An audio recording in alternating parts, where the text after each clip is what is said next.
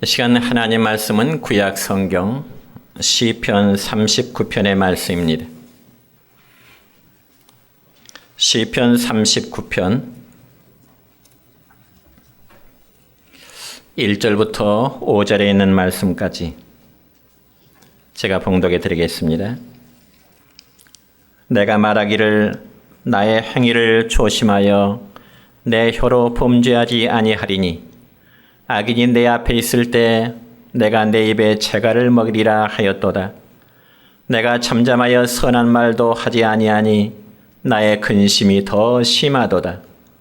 내 마음이 내 속에서 뜨거워서 작은 소리로 읊조릴 때 불이 붙으니 나의 혀로 말하기를 여호와여 나의 종말과 연한이 언제까지인지 알게 하사 내가 나의 연약함을 알게 하소서. 주께서 나의 날을 한 뼘 길이만큼 되게 하심에 나의 일생이 주 앞에는 없는 것 같사오니 사람은 그가 든든히 서 있는 때에도 진실로 모두가 허사뿐이니이다. 아멘. 사랑과 축복의 메시지 나눕니다. 사랑하고 축복합니다. 사랑하고 축복합니다. 감사합니다. 지난 추석 명절 잘 보내셨습니까? 즐거운 시간 되셨어요? 감사합니다. 오늘은 구약 성경 시편 39편 1절로 5절 있는 말씀을 중심해서 성도의 언어 생활이라는 제목으로 말씀을 선포하고자 합니다. 여러분, 우리가 몸이 불편해서 병원에 가서 진찰을 받으려면 먼저 의사가 환자에게 어디가 불편하십니까? 어디가 아프십니까? 기본적으로 묻게 되죠. 그러고 나서 의사가 환자에게 입을 벌리게 해서 일단 혀의 상태를 살피게 됩니다. 왜냐하면 의사들은 사람의 혀 상태를 보면은 그 환자의 건강 상태를 어느 정도 가늠할 수 있기 때문에 그렇습니다. 그렇다면 과연 우리가 영적인 측면에서도 사람이 혀를 움직이게 하는 말을 통해서 상대방의 됨됨이를 알 수가 있습니다.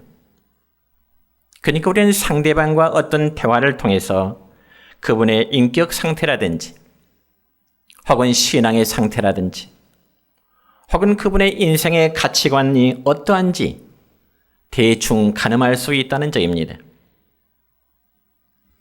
그래서 하나님의 형상을 따라 칭을 받은 사람이 말을 한다고 하는 것은 하나님으로부터 받은 복 중에 아마 가장 큰 복이라고 말할 수 있을 것입니다.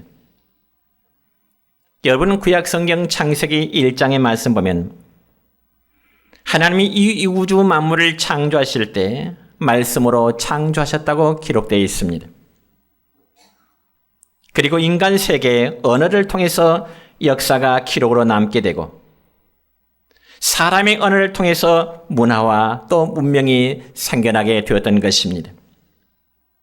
그런데 문제는 인간이 죄로 타락하면서 인간의 언어까지도 함께 타락되었다고 하는 안타까운 현실입니다. 여러분, 아름답고 귀한 것일수록 부패하면 더 더러워진다는 말이 있는데 사람의 언어도 마찬가지입니다. 선한 사람들이 만들어낸 역사와 문화, 문명은 우리 인류에 선한 영향을 끼치게 되지만은 그런 반면에 죄로 타락한 사람들이 사용하는 언어와 문화라든지 문명은 오히려 악한 영향을 끼쳐서 더더욱 사람들을 타락하게 만들어 가는 것입니다. 그 결과 언어는 사람들에게 엄청난 아픔과 상처를 주는 무서운 도구가 되어서 더욱더 스스로의 파멸의 길로 끌려가게 되는 것입니다.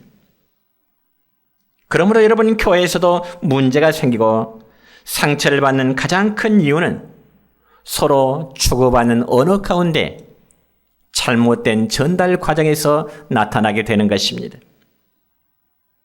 그러니 성도는 은혜 받은 자의 말을 해야 하나님께 영광이 될 것이고 또한 사람들에게 은혜를 끼치게 됨을 여러분 믿으시기를 바랍니다.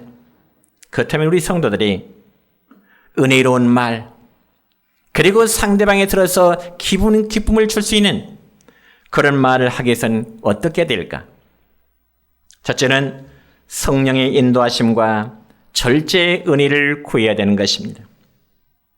여러분, 오늘 우리가 함께 읽었던 본문 1절의 말씀 보면 이렇게 기록됩니다. 시작. 내가 말하기를 나의 행위를 조심하여 내 혀로 범죄하지 아니하리니 악인이 내 앞에 있을 때 내가 내 입에 재갈을 먹이리라 하였도다. 아멘.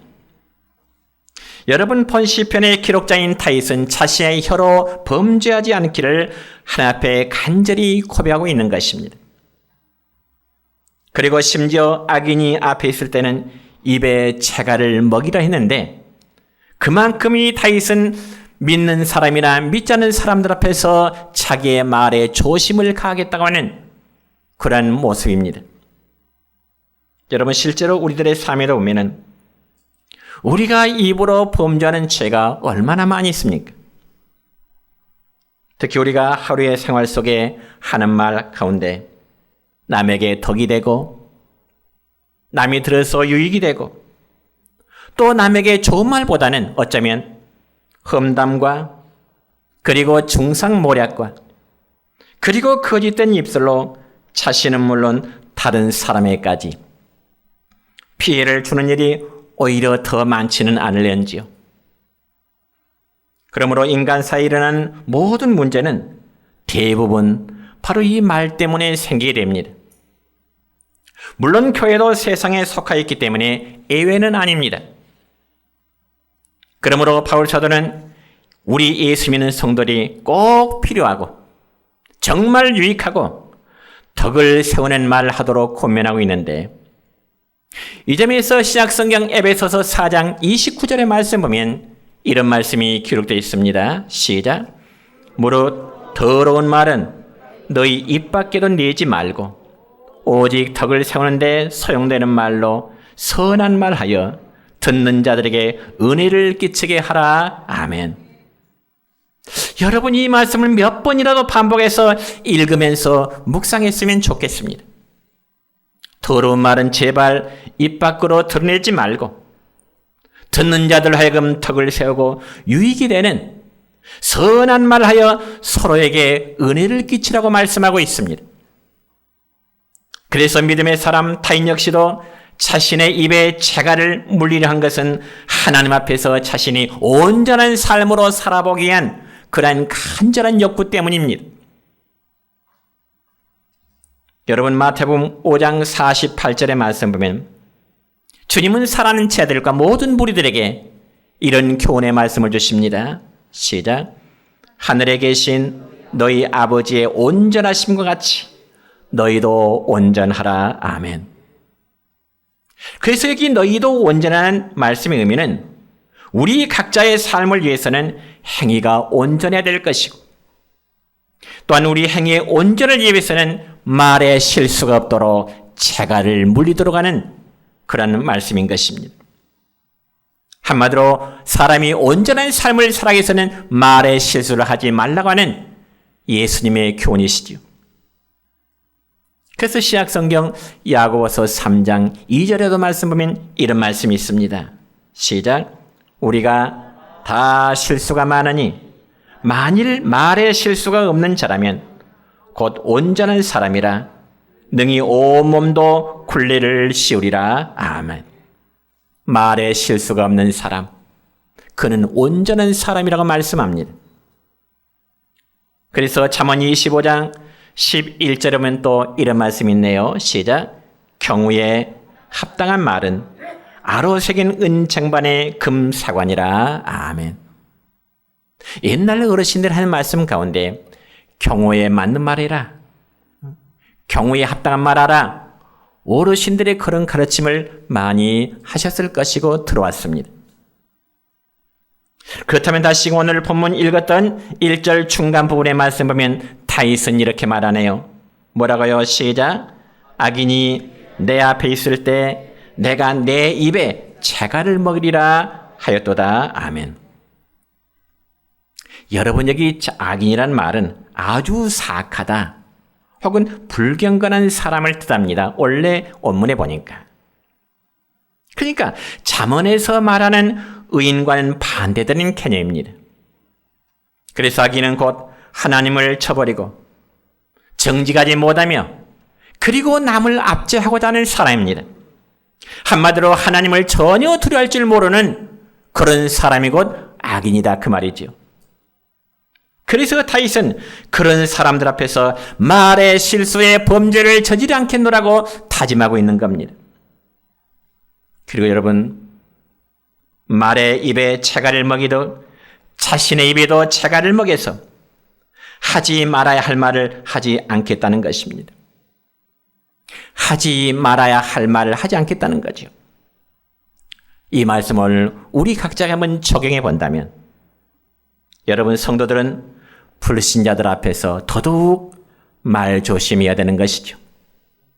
예수 믿는 성도를 믿지 않는 사람들 앞에서 말의 실수가 없어야 된다는 거죠.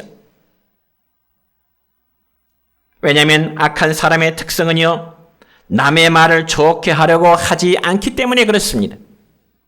그리고 되도록이면 다른 사람의 단점을 물고 늘어지려고 하는 것이 악한 사람들, 어쩌면 하나님을 알지 못하는 불신자들의 습성이 되는 것입니다. 여러분, 이런 이야기가 있습니다. 어떤 마을에 있는 교회에 중직자 세 분이 서로 친구인데요. 세 분이 아침에 조깅을 하면서 서로 가볍게 대화를 나눴습니다. 그런데 그 세 사람 가운데 첫 번째 세 사람이 나눴던 대화가 교회와 온 마을을 발칵 뒤집어 놓아버렸습니다. 왜냐하면 이 세 사람 중에 세 사람이 아침 조깅을 하면서 첫 번째 친구는 그 지방의 지방판사로 있는 친구인데, 나는 말이야, 어제 무심결에 친구가 받아주는 술을 한 잔 마셨어. 그러자 그날 이후로 말에는 아무개 집사가 알코올 중독에 빠졌다는 소문이 파다하게 퍼지게 되었습니다. 그리고 또 두 번째 친구는 학교 교장 스님으로 재직하고 있는 집사인데, 그 판사 말을 듣고 말하기를, 그래서 나는 어제 모처럼 친구들과 화투를 한번 쳤어. 그러자 그날 이후로 말에는 아무개 교장이 학교 공금으로 도박을 했다는 소문이 파다하게 퍼지게 되었습니다. 그리고 세 번째 한 친구는 지역에서 존경받는 병원 의사의 교회 집사였는데, 그도 역시 자랑삼아 이런 말합니다. 우리 병원에 아주 참하고 예쁜 간호사가 새로 들어왔다고 이야기했습니다. 그런데 그날 이후로 마을에는 아무개 의사 집사가 새로 들어온 간호사와 그렇고 그런 사이임이 틀림이 없다는 소문이 파다하게 퍼지게 된 것이죠. 물론 이런 이야기가 실제에게 보는 어떤 지어낸 이야기겠죠. 그러니까 이 세 가지의 경우는 누군가 그 세 사람들의 주고받는 대화 이야기를 이어듣고 거짓 소문을 퍼뜨린 결과입니다. 하나 이해에 불과했지만은 우리는 하나 앞에서 혀의 은혜를 달라고 기도할 필요가 있습니다. 우리 각자의 혀에 하나님 은혜를 달라고 하는 기도, 그리고 우리 각자의 혀를 좀 절제할 줄 알아야 되는 것입니다. 그래서 해야 할 말을 할 때와 그리고 하지 말아야 할 때를 잘 구분하여 지혜롭게 말하고 절제할 줄 아는 우리 내정교회 성도 여러분 되시기를 주님의 이름으로 축원합니다.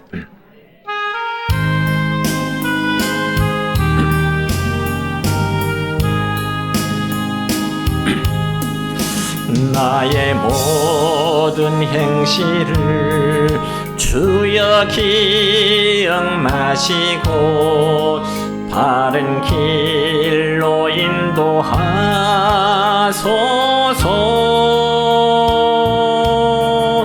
기쁠 때나 슬플 때 나와 동행하시며 밤낮으로 인도하소서.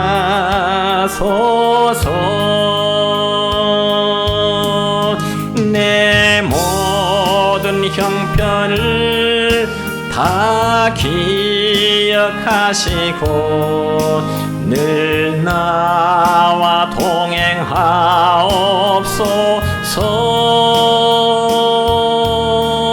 나의 생명 주 앞에 남김없이 드리니 주여 나를 지켜주소서.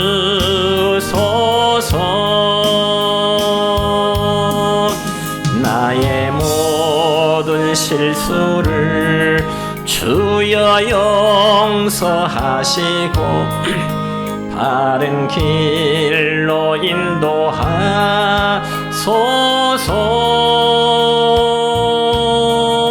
주의 크신 사랑과 하늘나라 영광을 나도 전파하게 하소서. 내 모든 형편을 다 기억하시고 늘 나와 동행하옵소서.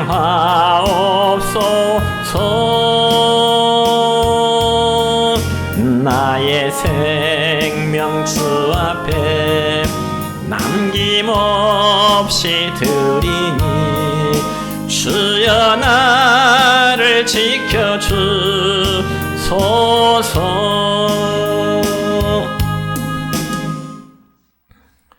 두 번째로 성도들은 자신의 말이 굴레 씌워짐을 알아야 되는 것입니다.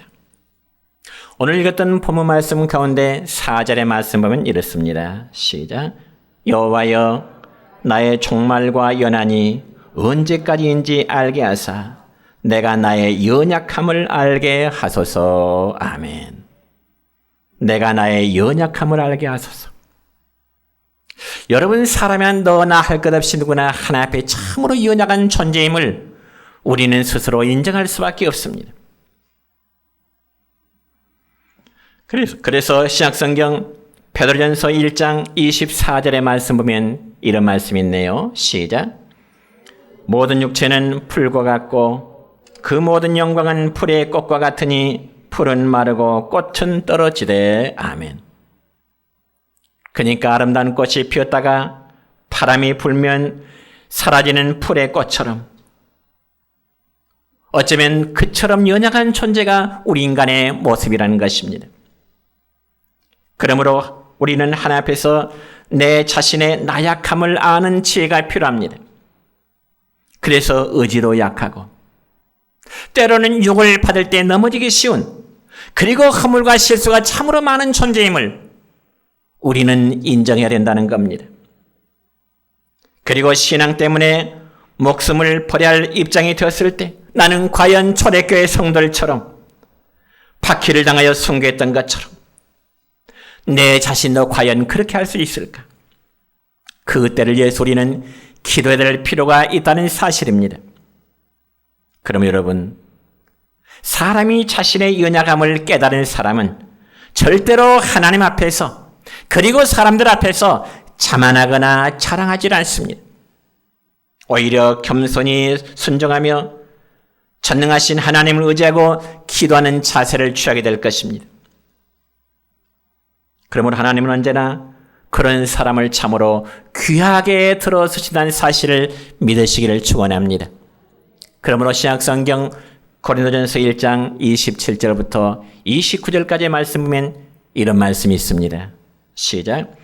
하나님께서 세상에 미련한 것들을 택하사 지혜 있는 자들을 부끄럽게 하려 하시고 세상에 약한 것들을 택하사 강한 것들을 부끄럽게 하려 하시며 하나님께서 세상에 천한 것들과 멸시받는 것들과 없는 것들을 택하사 있는 것들을 폐하려 하시느니. 아멘. 그렇습니다. 사랑하는 성도 여러분이요, 저와 여러분은 하나님 앞에 자랑할 만한 아무런 조건이 없습니다. 왜냐하면 우리는 약하고요, 천하고 때로는 멸시받는 존재였을 때 하나님이 우리를 택해 주셨고 하나님이 우리를 당신의 거룩한 자녀여 거룩한 백성으로 우리의 신분을 높여주셨기 때문에 아무 육체라도 우리는 하나 앞에 자랑할 만한 아무런 조건이 없는 것입니다. 오직 나의 나된 것은 바울의 고백처럼 하나님의 은혜뿐인 것입니다. 그렇다면 이제 우리가 이러한 은혜를 받았다면 내가 내뱉는 말로 인하여 그것이 내게 올가미가 되어서는 안 되는 겁니다. 여러분, 특별히 요즘에 뉴스는 매일 대통령이 되겠다고 하는 후보들의 활동이 모든 국민들의 지금 관심을 끌어들이고 있습니다. 그런데 정치인들은요, 공인으로서 말 한마디 잘못하면 그것이 자기에게 커다란 올무가 되어버립니다. 그래서 그것 때문에 상대방으로부터 집중 공격을 받게 되는데, 한 번 내뱉는 말은 그 말이 실수가 되었든지 아니면 몰라서 하는 말이 되었든지 다시금 주워 담을 수가 없는 것이 내뱉는 사람들의 언어입니다. 우리는 지금 그러한 후보들을 보고 있습니다. 그러므로 그와 같은 경우는 성경에도 기록되어 있는데요. 여러분, 구약 성경 사사기 11장에 보면 이런 내용이 있습니다. 한 번은 암몬이라는 족속이 이스라엘 땅을 침략해 들어왔습니다. 그러면 암몬 족속이란 어떤 사람들일까? 이 부분을 우리가 알기 위해서는 먼저 창세기 19장의 말씀을 이해를 해야 되는데, 여러분, 하나님께서는 아브라함의 조카인 롯이 소돔이라는 성에 살고 있을 때 그것을 하나님이 불로 심판하시고자 하시는 뜻을 하나님은 천사를 통해서 아브라함은 그의 조카에게 전달하시게 됩니다. 하나님께서 소돔성에 살고 있는 그 롯에게 빨리 피해라. 그자 롯은 두 딸과 함께 소돔성을 빠져나온 이후에 건너편에 있는 산 굴에 들어가서 잠시 머무르게 됩니다. 그런 가운데 큰딸이, 이 롯에게는 두 딸이 있는데 큰딸이 자기 동생에게 말하기를, 자, 우리 아버지는 늙으셨고 또한 자신들에게는 남자의 배필도 없을 것 같으니 우리가 아버지에게 술을 마시도록 해서 아버지와 함께 동침하자. 그래서 아버지의 후손을 계속 이어가자고 하는 제안을 언니와 남동생이 하게 됩니다. 그러고 나서 첫째 딸이 아버지와 먼저 동침을 하고, 그리고 둘째 날은 다음 날 또 아버지와 동침을 하게 됩니다. 그러니까 부녀간에 근친 상간의 행위를 하게 된 거죠. 그래서 성경에 보니까 큰딸에게서 낳은 아들의 이름을 모압이라 해서 바로 모압 족속의 조상이 되었고요. 둘째 딸에게서 난 아들 이름을 베남이라 했는데 그들이 바로 암몬 족속의 조상이 되는 것입니다. 그러니까 지금 요르단이라는 나라의 조상은 암몬 족속의 후손들이고요. 여러분, 요르단의 수도가 암만인데 그건 역시 암몬이라는 이름에서 유래된 것입니다. 그러니까 이스라엘과 암몬은 사실 형을통적으로 보면 형제나 다름이 없는 관계입니다. 그럼에도 이 암몬 족속이 이스라엘을 침략할 때 이스라엘 장로들은 입다라는 사람을 찾아서 자기들의 지도자가 좀 되어달라. 저 암몬 족속이 이스라엘 우리 땅을 쳐들어왔으니 입다 당신이 우리의 지도자가 되어다오, 우리의 사사가 되어다오 요구하게 됩니다. 그때 입다가 승나하게 돼서 입다는 이제는 사사로서, 그리고 그들의 군대 지휘관으로서의 이스라엘을 침략해온 암몬 자손과 이제 싸우러 나가기 전에 입다는 먼저 하나님 앞에 소원 기도를 하게 됩니다.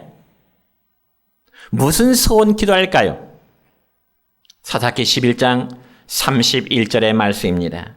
시작. 내가 암몬 자손에게서 평안히 돌아올 때 누구든지 내 집 문에서 나와서 나를 영접하는 자는 여호와께 그를 돌릴 것이니 내가 그를 번제물로 드리겠나이다 하니라. 아멘. 이 말의 의미는요, 여러분, 하나님, 제가 암몬 족속들과 전쟁해서 이제 승리하고 평안히 돌아오게 되면 가장 먼저 우리 집 대문에 나와서 영접하는 그 사람을 내가 하나님께 번제물로 바치겠습니다. 이런 소원입니다. 번제라는 말은 바로 사람을 짐승처럼 잡아서 제물로 하나님께 드리겠다는 겁니다. 저는 성경을 읽을 때마다 입다가 왜 하나님께 그런 소원 기도를 했을까?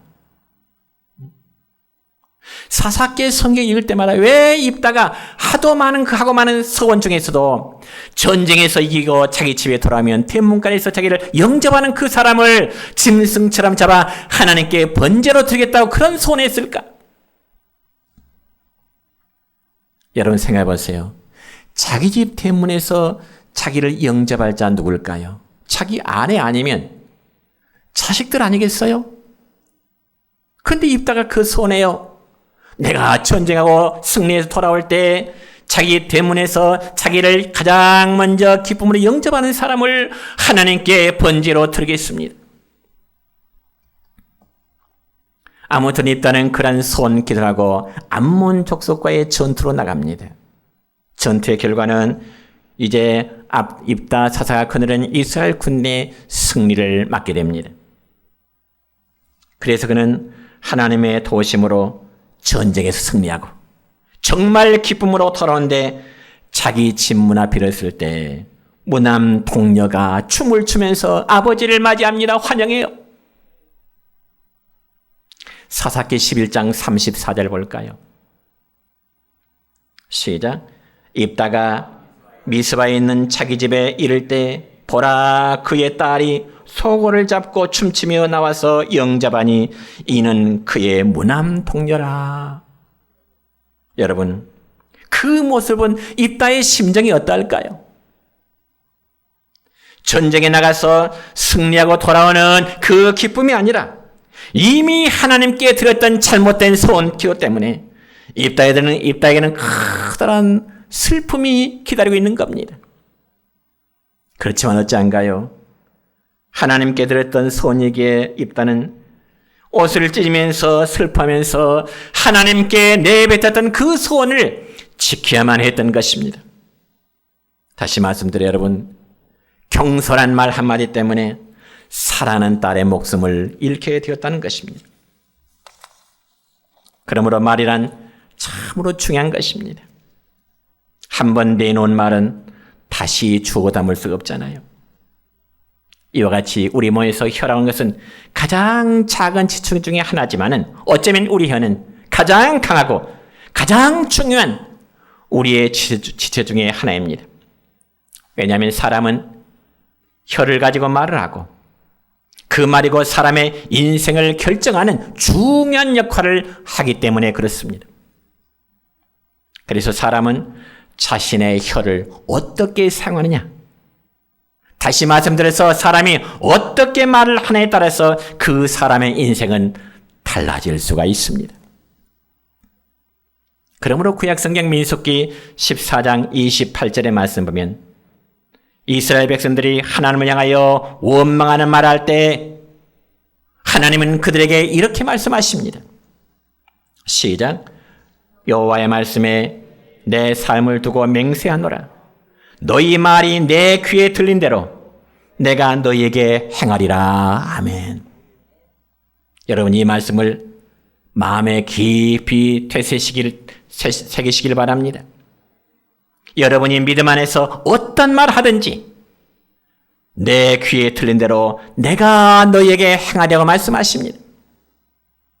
그러니 이 말씀은 은혜로운 말씀이 되기도 하는가 하면 반면에 무서운 말씀이 되기도 하는 겁니다. 여러분이 원망과 불평의 말을 쏟아내면 그러한 일들이 여러분에게 반드시 임할 것이라고 하나님 말씀하십니다. 반대로 감사함의 고백이 여러분 입에서 나온다면 더욱 풍성한 감사의 조건들이 여러분의 삶에서 이루어질 줄로 믿습니다. 너희의 하는 말이 내 귀에 들린 대로 반드시 이루어지게 한다는 하나님의 음성, 그 말씀 꼭 마음에 귀담아 들으시기 바랍니다. 이처럼 우리 각자 하는 말은 우리 자신의 인생의 결정을 짓는 그런 사실을 알고 언제나 성령님의 도심을 구하는 여러분 되시기를 축원합니다. 세 번째로 성도들은 은혜로운 말로 은혜를 끼치는 자가 되어야 됩니다. 여러분, 성도들이요, 성령 안에서 거듭나 새로워지면 그에게서 나오는 언어도 달라지게 됩니다. 예수 안에서 변화된 사람은 행위뿐만 아니라 그의 언어도 바뀌어지게 된다는 거죠. 흔히 사람들은 대화할 때 주로 자기가 관심 있는 것에 대해서 이야기를 자주 나눕니다. 그렇잖아요? 예를 들어서 문학을 좋아하는 사람은 문학에 대한 이야기를 나눌 것이고, 정치를 하는 사람은 어때요? 정치에 대한 이야기를 하게 될 것입니다. 또 사업을 하거나 혹은 장사를 하는 사람 역시 그 분야에 대한 이야기를 나누게 됩니다. 그래서 우리는 어떤 사람과 대화를 나누다 보면은 상대방이 어떤 분야에 관심이 있는지를 어느 정도 알 수 있게 됩니다. 그렇다면 우리 성도들의 주된 관심은 어디에 둬야 될까요? 바로 우리의 구원자 되신 예수 그리스도에게 있어야 되고요. 하늘에 대한 소망으로 최고의 관심을 가져야 됩니다. 그게 바로 우리 신앙생활의 목적이기 때문에 그렇습니다. 그러므로 성도들의 언어 생활에는 당연히 믿음의 말이 나와야 되는 겁니다. 그리고 하나님 나라에 대한 소망과 관심은 이 땅의 소리가 정말 고난을 많이 당할수록, 그리고 신앙이 깊어질수록, 예수님을 더 깊이 사랑할수록, 더 나아가서 말씀에 순종할수록 나이가 들어 세상에 떠날 날이 가까울수록 더 깊어지게 됩니다. 특히 오늘 시편을 기록한 다윗은 고난 가운데에서도 정말 자기 자신의 연약함을 깨닫고 일생 동안 하나님만을 의지하면서 살아왔노라고 고백합니다. 그래서 하나님을 의지한 다윗을 그 누구도 해하지를 못했습니다. 이스라엘 군대 전체가 한때는 블레셋 골리앗 장군 앞에서 불안에 떨고 있었지만 하나님을 의지했던 소년 다윗, 오히려 그는 블레셋의 골리앗을 넘어뜨리게 되었습니다. 그러면서 인간의 연약함을 깊이 깨달은 다윗은 오직 하나님만 자기의 힘으로 삼겠다, 오직 하나님만이 자기의 힘이 되심을 고백했는데, 시편 18편 1절과 2절의 말씀 보면 이렇습니다. 시작. 나의 힘이신 여호와여, 내가 주를 사랑하나이다.